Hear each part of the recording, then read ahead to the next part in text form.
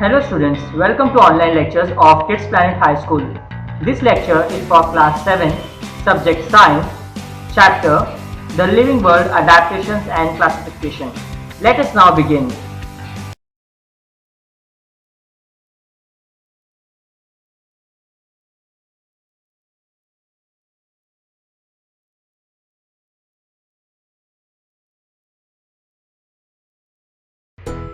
As we know, the name of the chapter is Adaptations and Classification. तो हम पहले adaptation के बारे में सीखते हैं. अडेप्टेशन क्या होता है? जो लिविंग ऑर्गेनिजम्स होते हैं वो अपने सराउंडिंग के हिसाब से अपने आप को अडेप्ट कर लेते हैं, मतलब वहाँ के एनवायरनमेंट के हिसाब से घुल मिल जाते हैं. That is called adaptation. ठीक है. जैसे कि अभी कोल्ड रीजन में जो जानवर होते हैं वो अक्सर कैसे होते हैं, वो वाइट या सिल्वर कलर में लगाए जाएंगे. उनके ऊपर थिक फर होता है. उनका जो फर वाला कोट, जो बाल का कोट होता है वो इतना मोटा और जाड़ा होता है जिससे उनकी ठंडी ना लगे. और जो सवाना में या ग्रासलैंड में जो ऐसे जानवर जैसे लायन, टाइगर्स हो गया, उनके जो पॉज होते हैं, उनके पैर के नीचे का जो चमड़ी होता है वो एकदम ही ज़्यादा कड़क और सॉफ्ट होता है. वो इसीलिए ताकि मतलब जब वो चले या जो शिकार का पीछा करे तो उससे आवाज़ ना आए. ठीक है. उससे वो सोल टाइप होता है, जैसे शूज़ का सोल होता है ना, एकदम नरम वैसा, ताकि आवाज़ ना आए. जैसे कि हम यहाँ पे देख रहे हैं कि ट्रॉपिकल बर्ड्स जो होते हैं वो लोग इतने कलरफुल होते हैं. रीज़न क्योंकि वो लोग जंगल में रहते हैं और वो फूल फल के साथ उनके कलर में घुल मिल जाते हैं ताकि वो आसानी से पकड़े ना जाए. यहाँ पे हमें टाइगर दिख रहे हैं, अलग अलग कलर के टाइगर है. रीज़न उसका यही है, एनवायरनमेंट के हिसाब से जिस तरीके के एनवायरनमेंट में वो लोग रहते हैं तो वहाँ का कलर वो लोग मतलब उस हिसाब से अडेप्ट हो जाते हैं ताकि आसानी से पता ना चले कि वो लोग कहाँ छुप रहे हैं. Hunting plays a very important role in adaptation. जो एनिमल्स होते हैं, दो टाइप के एनिमल्स होते हैं, हर्बीवोरस एंड कार्निवोरस. जो हर्बीवोरस होते हैं उन्हें बच के रहना पड़ता है क्योंकि जो प्रेडेटर होते हैं जैसे लायन, टाइगर, लेपर्ड, ये सब उनका शिकार करते हैं. तो उनके लिए ज़्यादा इंपॉर्टेंट होता है तेज भागना. तो इसलिए उनका जो बॉडी स्ट्रक्चर होता है ना वो ऐसा होता है कि वो पतला होता है. उनके जो पैर होते हैं वो हूव्स वाले होते हैं. हूव्स मतलब कैसे कैमल, काव, इन सब के जो हम पैर देखते हैं कैसे होते हैं, नीचे से दो टोज जैसे चीज़ रहती है और वो बहुत ज़्यादा कड़क रहती है. तो वो उसके लिए बनती है. उससे वो लोग फटाफट भाग सकते हैं और कोई भी उनकी टाइप चुभेगी भी नहीं. वो इतना हार्ड होता है कि उनको वो चीज़ महसूस नहीं होगा और इसकी वजह से वो लोग फटाफट भाग सकते हैं, तो अपनी जान बचा सकते हैं. वैसे ही जो कार्निवोरस होता है, अब उनको भी अडेप्ट होना पड़ेगा. अगर उनका शिकार तेज़ भाग रहा है तो उन्हें भी तो कुछ टेक्निक्स अपने अंदर लानी पड़ेगी ना ताकि वो लोग भूखे ना बने. तो उसके लिए उनके जो पॉज होते हैं, लायन, टाइगर से जैसे जो एनिमल है कार्निवोरस, उनके जो पॉज होते हैं वो ऐसे होते हैं कि जब वो लोग चलेंगे ना तो नीचे से आवाज़ नहीं आती. उनके शूज़ का सोल कैसा होता है, एकदम सॉफ्ट होता है. तो वैसे उनके पॉज भी वैसे ही होते हैं ताकि जिससे जब वो चले तो आवाज़ पैदा ना हो, तो उससे उनके शिकार को पता नहीं चलता है कि वो लोग आ रहे हैं. तो ये सारी चीज़ें अडेप्टेशन मानी जाती है. मतलब इस तरीके से अपने एनवायरनमेंट के अंदर में घुलना मिलना है कि कैसे वहाँ पर सर्वाइव करना है. That is called adaptation. A very important feature for adaptation is camouflage.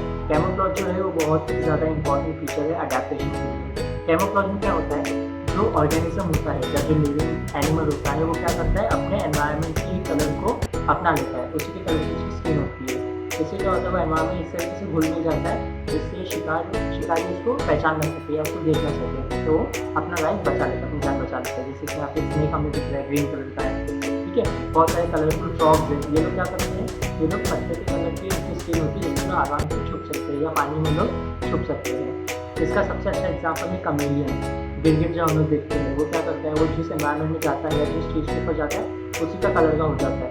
इससे उसको पहचानना बहुत मुश्किल होता है क्योंकि हम उसे पहचान नहीं पाएंगे तो उसका शिकार भी नहीं कर पाएंगे. तो ये जो एक तरीका है कैमोफ्लेज का वो बहुत ही इंपॉर्टेंट होता है अडेप्टेशन के लिए. A great variety of plants is found on the earth. Some plants have colourful flowers, some plants grow in water, whereas some are to be found in desert which have a scarcity of water. Some plants are found only in snowy regions. Some plants cannot be seen without a microscope, whereas some are huge in size. जो plants या trees हैं जिसको बोल सकते हैं उसमें भी बहुत सारे अलग अलग कैटेगरीज होते हैं. कुछ कलरफुल होते हैं, कुछ एक ही कलर के होते हैं, कुछ रेगिस्तान में पाए जाते हैं, कुछ पानी के अंदर पाए जाते हैं. जैसे कि एग्जाम्पल रेगिस्तान के प्लांट का एग्जाम्पल है कैक्टस को लेंगे. कैक्टस ऐसा प्लांट है जो रेगिस्तान में मिलता है. इसकी खासियत है कि इसको बहुत ही कम पानी लगता है. Then comes lotus. लोटस ऐसा प्लांट है जो पानी के अंदर रहता है, ये ज़मीन पे नहीं रहता है. देन कॉनिफरस प्लांट्स, जो ऐसे प्लांट्स होते हैं जो स्नोई रीजन में, बर्फ़ वाले रीजन में पैदा होते हैं. अब ऐसे प्लांट्स की जो अडेप्टेशन का तरीका है वो सबका अलग अलग है. ये लोग अपने एनवायरनमेंट किस तरीके से रहते हैं या किस तरीके से काम करते हैं, सबका तरीका अलग अलग है. इनके पास कुछ स्पेशल कैरेक्टरिस्टिक्स या पावर्स ऐसे होते हैं जिससे वो बड़े हो सकते हैं। So like the plants, animals too show different diversity. Animals जो होते हैं वो प्लांट्स की तरह बहुत सारे अलग अलग टाइप के होते हैं। कुछ यूनिसेल्युलर होते हैं, कुछ मल्टी सेल्युलर होते हैं, कुछ वर्टिब्रेट होते हैं। वर्टिब्रेट्स क्या होते हैं? वर्टिब्रेट्स यानी वो एनिमल, इंसान भी एक एनिमल है, दूसरी कैटेगरी आता है। वर्टिब्रेट्स मतलब ऐसे एनिमल जिनके पास स्पाइनल कॉर्ड होता है, जिन्हें हम हिंदी में बोलते हैं रीढ़ की हड्डी। जो हमारे पास रीढ़ की हड्डी होती है ना पेट में, वो एनिमल, जिन एनिमल्स के पास वो होती है उसको हम वर्टिब्रेट बोलते हैं, और जिनके पास वो चीज़ नहीं होती है उसको इनवर्टिब्रेट बोलते हैं। जैसे वर्टिब्रेट्स में कौन आता है? एलिफेंट आ गया, lion, tiger, human being, horse, ये सारे वर्टिब्रेट्स है। इनवर्टिब्रेट्स में कौन आता है? इनवर्टिब्रेट्स में आते हैं ऑर्थ्रोपॉड्स, बहुत सारे मॉलस्क, यानी कि मतलब वो शिल्पी जो शेल्स होते हैं ना, बीचेस पे वो शेल्स, ऑक्टोपस, ये सारी चीज़ें क्या आती है? इनवर्टिब्रेट्स में आते हैं। क्रैब इनवर्टिब्रेट है, स्नेल इनवर्टिब्रेट्स है। तो इस तरीके से बहुत सारे एनिमल्स को भी हम लोग क्लासीफाई कर सकते हैं। इसके अलावा कुछ एनिमल्स एक्वेटिक होते हैं, जैसे कि फिश, कुछ टेरेस्ट्रियल होते हैं जो ज़मीन पर रहते हैं, एलिफेंट, लायन, टाइगर। एम्फीबियंस वो एनिमल जो ज़मीन के अंदर, जो पानी के अंदर और ज़मीन के दोनों पे रह सकते हैं, for amphibian. Next comes reptilian and alien. Alien मतलब बर्ड्स जो हवा में रहते हैं, और रेप्टिलियन यानी कि स्नेक, लिजर्ड। रेप्टिलियन और टेरेस्ट्रियल में क्या फर्क होता है? जो टेरेस्ट्रियल एनिमल होते हैं वो चल सकते हैं, और जो रेप्टाइल होते हैं चलते हैं, वो लोग क्रॉल करते हैं, यानी ज़मीन को चिपक के चलते हैं। जैसे कि स्नेक्स को देख लो, लिजर्ड हो गया, क्रोकोडाइल हो गया, ये लोग ज़मीन को चिपक के ही चल सकते हैं। उसके बाद पैर जैसी चीज़ें नहीं होती, मतलब पैर होते हैं और यूज़ के लिए होते हैं। तो these are the diversity of found in animals. जैसे कि हमने देखा प्लांट्स बहुत सारे वैरायटी होते हैं, वैसे ही एनिमल्स भी बहुत सारे डिफरेंट वैरायटी के होते हैं। Gradual changes occur in the body parts and also in the behavior of organisms, which help them to adjust to their surroundings. Such changes are called adaptations. They take place over a long period of time. जो changes होते हैं body में, जो changes आते हैं अपने living environment के surrounding के हिसाब से, उस चेंजेस को हम लोग बोलते हैं अडेप्टेशन। और इस चेंज को आने के लिए बहुत ज़्यादा समय लगता है। जैसे कि यहाँ पे हम देख रहे हैं कि कोल्ड एनवायरनमेंट का रीजन दिख रहा है। फ्रीजिंग कंडीशन में क्या होता है, यहाँ के जितने भी एनिमल्स होते हैं, इनका जो फर कोट होता है वो बहुत ही ज़्यादा थिक होता है, और उनकी बॉडी के अंदर एक फैट का लेयर होता है जो उन्हें मतलब गर्मी देता है और ठंडी से बचाता है। तो दैट इज़ कॉल्ड अडेप्टेशन, कि वहाँ के एनवायरनमेंट के हिसाब से लिविंग ऑर्गेनिज्म अपने बॉडी के अंदर चेंजेस लेके आते हैं। This is called adaptation. Let's now see about adaptation in plants. Plants इस तरीके से अडेप्ट करते हैं। Some plants entirely afloat with floating roots by some submerged in water. कुछ प्लांट्स होते हैं जो पानी के ऊपर फ्लोट करते हैं लाइक लोटस, और कुछ ऐसे होते हैं जो पानी के अंदर रहते हैं, ठीक है, under water plant. Usually they are grasses. Some plants have thin ribbon shaped like slender leaves which help them to withstand fast floods. कुछ ऐसे अंडर वाटर प्लांट्स होते हैं जिनके लीव्स जो होते हैं बहुत ही पतले और रिबन की तरह होते हैं, लंबे लंबे। उससे क्या होता है, जो फास्ट करंट होता है, पानी का ज़्यादा तेज़ बहाव होता है, उसमें वो लोग उसको सहन कर सकते हैं, इसलिए उनके लीव्स जैसे होते हैं रिबन के टाइप। कुछ ऐसे प्लांट्स होते हैं जिसका जो लीव्स होता है उसके ऊपर एक वैक्सी लेयर होता है, उसका रीज़न ये होता है ताकि पानी उसके ऊपर रुके नहीं। For example lotus plant. तो इस तरीके से जो प्लांट्स होते हैं वो अपने आप को अडेप्ट करते हैं सराउंडिंग के हिसाब से। These are called aquatic plants. Let us see how the plants in desert regions adapt themselves according to the surrounding. The leaves of these plants have been modified into thorns. जो cactus जो plant होता है या desert में जो plants होते हैं इनके पास लीव्स नहीं होता है, लीव्स के बदले क्या होता है, उनके पास थॉर्न्स होता है। तो लीव्स है ना, वही एक्चुअली थॉर्न्स में कन्वर्ट हो चुके हैं, कांटे में कन्वर्ट हो चुके हैं। इससे क्या होता है, लीव्स का मेन काम होता है फोटोसिंथेसिस करना और इवापोरेशन। लीव्स में जो भी पानी होता है वो अक्सर सनलाइट से पूरा इवापोरेट हो जाता है। तो अभी डेजर्ट वाले रीजन में ऑलरेडी पानी कम है, तो प्लांट्स के अंदर अगर और पानी चला जाएगा तो प्रॉब्लम हो जाएगी ना। तो इसलिए लोग क्या करते हैं, लीव्स रखते ही नहीं। लीव्स के नाम पे उनके पास सिर्फ थॉर्न्स होते हैं, तो इससे क्या होगा, जो इवापोरेशन है वो होएगा ही नहीं। तो जो पूरा का पूरा पानी होता है, जो फूड मटेरियल होता है, वो सब कुछ स्टेम के अंदर स्टोर होता है।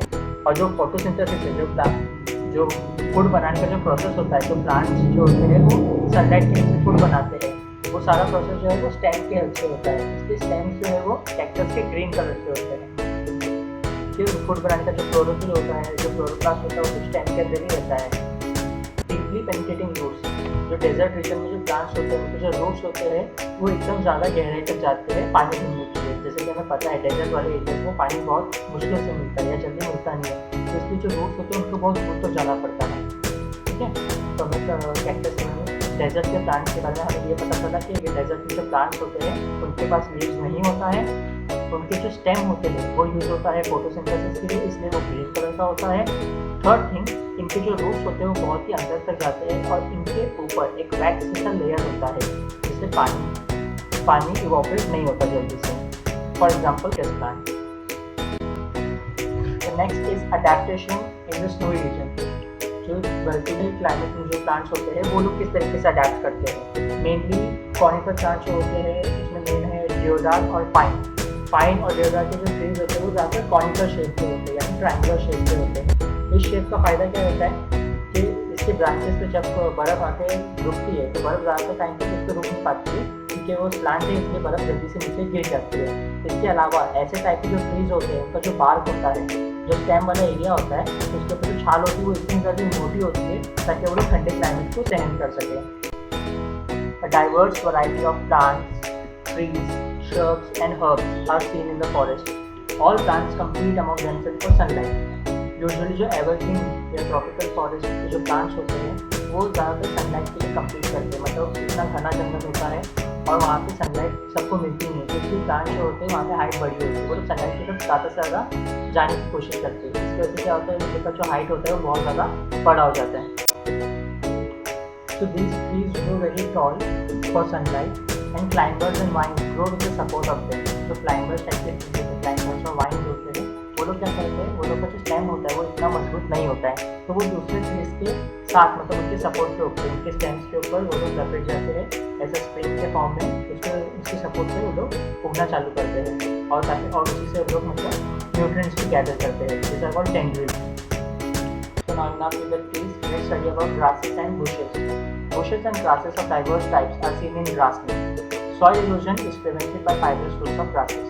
जो ग्रास होते हैं वो सॉइल इरोजन को रोकने में बहुत ही इंपॉर्टेंट रोल निभाते हैं। ग्रासेस क्या करते हैं कि जो रूट्स होते हैं वो सॉइल को इकट्ठा एक साथ पकड़ के रखते हैं, जैसे जो सॉइल होता है वो पानी से या हवा की वजह से यहाँ वहाँ जाता नहीं है। Vast meadows are found in plains and hilly areas. Meadows मतलब ग्रास है जो पूरी तरीके से घास से भरा हुआ है, ऐसे हमें रीजन हिली एरिया में देखने को मिलता है। Grass are also a form of plant. Very tall grasses are seen in equatorial region. Animals like tiger, elephant and deer take shelter in these grasses. Very short grasses grow in cold region. जो equatorial और temperate Jones है वहाँ पे grassland जो होता है वो बहुत ही बड़ा होता है और कोल्ड रीजन में जो ग्रास होते हैं वो हाइट में छोटे होते हैं। Smaller animals like rabbits are seen in such short grasses. Now let us study about the plants that are not autotrophic. ज़्यादातर प्लांट्स हमें पता है ऑटोट्रॉपिक होते हैं, यानी ग्रीन कलर के होते हैं और अपना खाना खुद बनाते हैं, बट कुछ प्लांट ऐसे होते हैं जो कि पैरासिटिक होते हैं। ये जो प्लांट्स होते हैं वो दूसरे प्लांट के ऊपर निर्भर होते खाने के लिए, जैसे कि डॉडर यानी कस्तूरा। जो लीफलेस प्लांट होता है जिसे हम यहाँ पिक्चर में देख रहे हैं, येलो कलर का जो चीज़ दिख रहा है प्लांट के ऊपर, वो भी खुद एक प्लांट है, इसके पास ना लीफ होता है ना कुछ होता है, और ये क्योंकि येलो कलर का ग्रीन नहीं है इसका मतलब अपना खुद से नहीं बना रहा, तो ये क्या करता है कि दूसरे प्लांट के ऊपर फैल जाता है और उनसे न्यूट्रिएंट्स पूरे तरीके से सोखता है। This type of plants are called parasitic plants. Next in this category come fungi. Fungi cannot perform photosynthesis as they lack chlorophyll.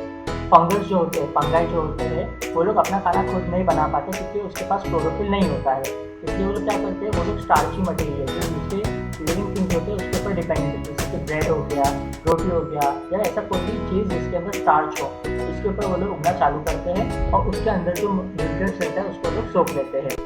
The next category is of insectivorous plants. Plants like Drosera, Venus flytrap, pitcher plant, etc. consume insects to fill the need for nitrogen. कुछ ऐसे plants होते हैं जिन्हें यूनिटली nitrogen की जरूरत होती है बड़ा होने के लिए, और जो नाइट्रोजन है वो हमें इंसेक्ट से मिलता है, सॉइल से नहीं मिलता है, तो इसलिए नाइट्रोजन अब्जॉर्ब करने के लिए वो लोग क्या करते हैं, वो लोग इंसेक्ट को अपनी तरफ अट्रैक्ट करते हैं और उसको खा लेते हैं। तो this plant can also be called as carnivorous plant. जैसे यहाँ पे हमें एग्जाम्पल में दिख रहा है, जो ड्रॉसर का प्लांट है इसके ऊपर एक मच्छर यानी कि फ्लाई बैठा हुआ है, इससे क्या होता है वो इसके ऊपर चिपक जाएगा और जो हाइड्रोक्लोरिक एसिड है वो प्लांट से रिलीज होगा, उससे क्या होगा वो फ्लाई जो है वो पूरी तरीके से पच जाएगा, डिकम्पोज हो जाएगा और फ्लूइड बनने के बाद प्लांट उसको ऑब्जॉर्व कर लेंगे। तो ऐसे जो प्लांट्स होते हैं वो यूजुअली कलरफुल होते हैं, कलरफुल इसलिए ताकि इंसेक्ट उसकी तरफ अट्रैक्ट हो और एक बार इंसेक्ट उसकी तरफ आ जाएगा तो प्लांट उनको खा जाते हैं। So now we study about the plants. Let's move on to the animals. First category is aquatic animals. Aquatic animals किस तरीके से अपने बॉडी के शेप को चेंज करते हैं। उनका जो बॉडी शेप होता है वो यूजुअली स्पिंडल टाइप का होता है, इसीलिए ताकि उनको मतलब चलने में उनके लिए तैरने में उनको आसानी हो। उनके बॉडी शेप के हिसाब से वो लोग जो पानी का जो रेजिस्टेंस होता है वो ज़्यादा नहीं होता है, तो लोग आसानी से आगे मूव कर सकते हैं। इसके अलावा उनके पास स्विमिंग के लिए फिन्स होते हैं हैंड्स के बदले, जो हैंड्स की ज़रूरत नहीं है। और रेस्पिरेशन के लिए हवा अंदर बाहर करने के लिए उनके पास होते हैं gills. Next to aquatic animals are amphibians. Amphibians जो है एक्वेटिक से थोड़े बहुत रिलेटेड है। एम्फीबियंस को एनिमल्स को बोलते हैं जो ज़मीन पे भी रह सकते हैं और पानी में भी, उस टाइप के एनिमल्स को बोलते हैं एम्फीबियंस। जैसे कि फ्रॉग इस कैटेगरी में आता है। Frog is an amphibian, it inhabits both land and water. Being a true amphibian, it can breathe in water with the help of skin, and when on land, it breathes with its nose and lungs. जब frog पानी के अंदर होता है तो अपनी skin के through सांस लेता है, और जब वो ज़मीन पे होता है तो अपने नोज और लंग्स का यूज करके वो ब्रीथ कर सकता है। Duck is a bird. Duck जो है वो एम्फीबियन नहीं है बट एम्फीबियस है। एम्फीबियन और एम्फीबियस दोनों अलग अलग टर्म होता है। एम्फीबियन मतलब क्या? एम्फीबियन मतलब वो जानवर जो पानी में भी सांस ले सकते हैं और ज़मीन पर भी सांस ले सकते हैं। बट एम्फीबियस मतलब ऐसे एनिमल जो लोग पानी में सांस नहीं ले सकते, सिर्फ ज़मीन पर सांस ले सकते हैं। हाँ, बट वो लोग अपना ज़्यादातर टाइम पानी में बिताते हैं। फॉर एग्जाम्पल डक हमें ज़मीन पर भी दिखता है, पानी में भी दिखता है, बट पानी के अंदर वो सांस नहीं ले सकता, उसको सांस लेने के लिए ज़मीन पर आना पड़ता है। Such type of animals are called amphibious animals. Tortoise is also an amphibious animal. Tortoise भी जो है वो रेप्टाइल है जो पानी के अंदर सांस नहीं लेता है, बट वो पानी के अंदर तैर सकता है, और उसको सांस लेने के लिए ऊपर आना पड़ता है हाथों में, तो वो सांस लेके फिर से पानी के अंदर जाता है। These are called amphibious animals. There are webbed toes in frog and duck, oar-like legs. जो ऐसे एनिमल्स होते हैं उनके जो लेग्स होते हैं वो वेब्ड होते हैं, यानी उनकी चमड़ी होती है पैर की पूरी चिपकी हुई होती है, जो उन्हें हेल्प करती है फटाफट तैरने में। और इनके जो पर होते हैं, जो पानी के जो बर्ड्स होते हैं, उनके जो फेदर्स होते हैं उसके ऊपर एक वैक्स की कोटिंग होती है, जिससे हेल्प होता है पानी फटाफट सोखने के लिए, तो पानी में उसके ऊपर रुकता नहीं है और जल्दी से निकल जाता है। तो opposite to aquatic animals are the animals which live in desert. अब जिनके पास बिल्कुल भी पानी नहीं है वो लोग किस तरीके से अपने आप को अडेप्ट करते हैं।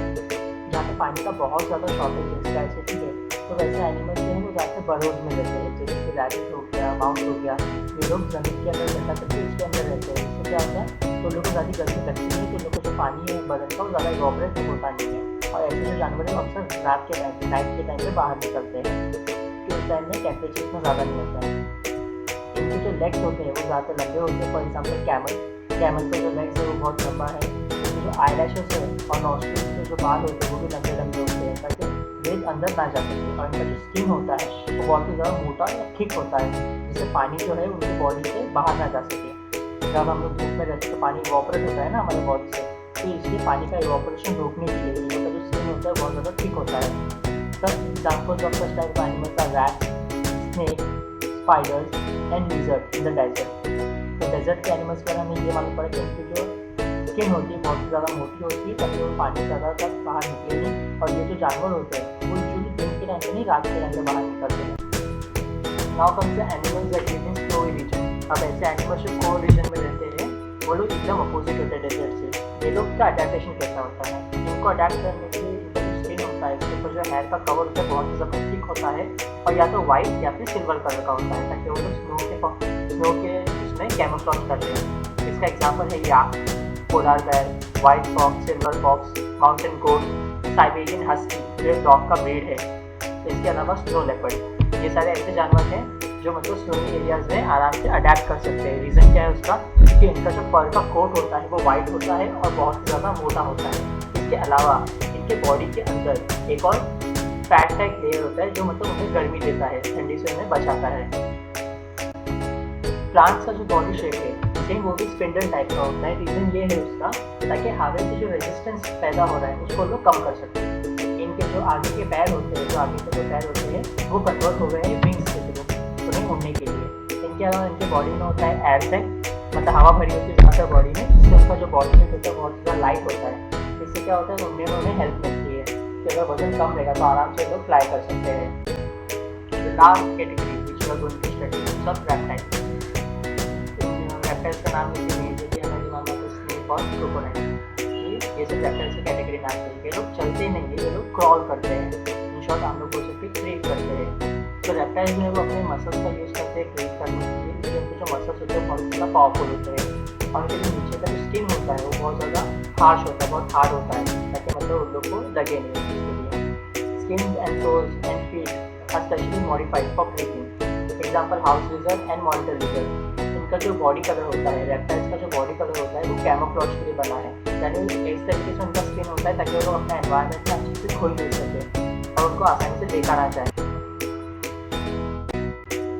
अडैप्टेशन अगर हम आज जान पाते हैं तो उसका पूरा स्टेट आता है चार्ल्स डार्विन को। चार्ल्स डार्विन ने एक थ्योरी कहा था, उसका था नेचुरल सिलेक्शन। नेचुरल सिलेक्शन उसका ये मानना है कि जो जानवर अपने आप को सराउंडिंग के हिसाब से अडैप्ट नहीं करते हैं तो वो लोग एक्सटिंक्ट हो जाती है, खत्म हो जाती है प्रजाति। जैसे एग्जाम्पल है डोडो बर्ड। और जो जानवर अपने आप को अडैप्ट कर रहे थे सराउंडिंग के हिसाब से वो लोग बच जाते हैं। फॉर एग्जाम्पल जैसे कि मैमथ तो अपने आप को अडैप्ट नहीं करता है सराउंडिंग के हिसाब से, वो लोग ऐसे जानवर जो ठंडे रीजन के लिए बने हैं, जो क्लाइमेट गर्म होता गया तो वो अडैप्ट नहीं करता, इसलिए वो खत्म हो गए। लेकिन स्नेक्स को अगर हम लोग देखते हैं तो स्नेक जो है वो पहले उनके पास लेग्स होते थे, बट धीरे धीरे उनके लेग्स की ज़रूरत नहीं पड़ी, तो उससे क्या हो गया, लेग्स जो है उनके यूजलेस होने के साथ वो लोग पूरी तरीके से खत्म हो गए। तो आज के टाइम में जो स्नेक्स हैं उनके पास लेग्स नहीं है, तो इस थियरी का नाम है थियरी ऑफ नेचुरल सिलेक्शन। मतलब वही जानवर सर्वाइव कर पाता है, वही स्पीशीज सर्वाइव कर पाता है जो अपने आप को अडैप्ट कर पाता है। The next picture is of Karl Linnaeus. Karl Linnaeus वो इंसान है जिन्होंने एनिमल्स और प्लांट्स को अलग अलग किंगडम्स के हिसाब से क्लासीफाई करना स्टार्ट किया था कि इतने सारे वैरायटी है एनिमल और प्लांट्स के, अगर हम उनको सबको एक ही साथ रखेंगे तो हम कुछ कंफ्यूज हो जाएंगे। तो अगर हमें उसके बारे में स्टडी करना है डिटेल में तो उन्हें क्लासीफाई करना बहुत ज़्यादा ज़रूरी हो जाता है।